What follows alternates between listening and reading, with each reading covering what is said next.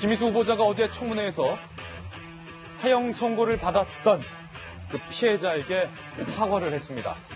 그리고 김희수 후보자는 주적 질문을 받았습니다. 과연 강경화 후보자 청문회 통과할 수 있을까요? 야 3당은 모두 부적격 판정을 내렸습니다. 먼저 야당의 입장부터 한번 들어보겠습니다. 어제 진행된 김인수 헌재소장 후보자와 강경화 외교부 장관 후보자에 대한 인사청문회를 지켜보면서 김상조 공정거래위원장 후보자와 더불어 이분들을 부적격 3종 세트로 규정할 수밖에 없다는 말씀을 드립니다. 저는 문재인 정부가 이제 3통 정권에 들어섰다고 봅니다.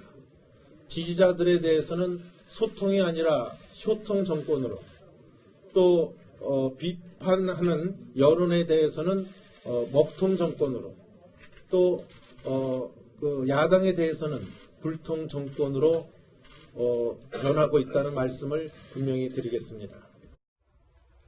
한국당뿐만 아니라 국민의당도 강경화 후보자에 대해서는 특히 절대 안 된다, 당론으로 채택을 했습니다. 그런데 청와대에서 국민의당이 찬성을 하든 반대를 하든 중요치 않다, 임명을 강행하겠다라는 기류도 감지되고 있습니다. 청와대와 야당 간의 정말 아까 말했던 것처럼 협치의 난제가 벌써부터 드러나고 있는데요. 한편 김희수 후보자가 어제 사형 선고를 내렸던 피해자를 만나서 사과를 했습니다. 그 대목부터 먼저 살펴보시고 이야기 나눠보겠습니다.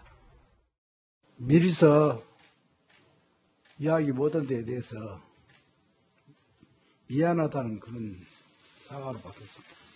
저는 지금 그런 면도 있지만 지금 세월이 많이 흘러불고 그 모든 것을 좋은 쪽으로, 화해 쪽으로 모든 것을 넘어갔으면 좋겠어요. 얼굴을 뵀더니 저도 전혀 그때 얼굴을 잘 기억을 못할 정도로, 그런데 저렇게 선하신 분이다, 저도 깜짝 놀랐습니다. 사실 제가 그때 20몇 살 젊은 나이인데 저보다 훨씬 좀 연세가 많아가지고 지금 70세에 훨씬 넘으신 것 같더라고요. 그래서 이 세월이 이렇게 갔구나.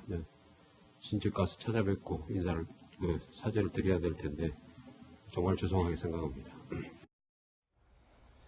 김희수 후보자가 지금 헌재소장으로 지목받고 나서 사과한 게 아니라 지목받기 전에 본인의 말씀처럼 사과를 했더라면 얼마나 좋았을까 하는 생각이 아마 이 모습을 지켜보는 많은 국민들도 했을 것 같습니다. 한편 김희수 후보자가 북한에 대한, 그러니까 안보관에 대한 질문을 받았습니다. 아마도 통진당 해산에 대해서 반대 의견을 냈던 것에 대한 질문이었던 것 같습니다. 백승주 의원과 질의응답 들어보시죠.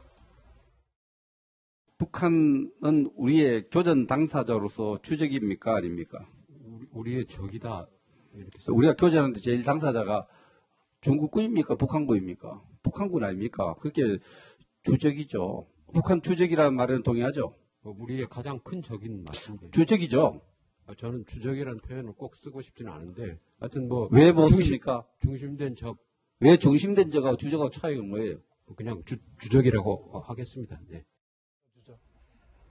주적이라고 말하는데 상당히 주저주저한 모습을 볼 수 있는데, 아니 결국은 주적이라고 했는데 김희수 후보자가 주적이라고 말하지 못하고 중심된 적, 가장 큰 적이라고 말하는 건 임명권자 눈치 보는 거잖아요. 그치. 대통령이 후보 시절 토론 때부터 주적이라고는 생각하지 않는다라고 했기 때문에 김 후보자 생각도 주적이 맞는 것 같은데 주적이라고 말했다간 또 청와대 눈치 보여서 좀 주저주저.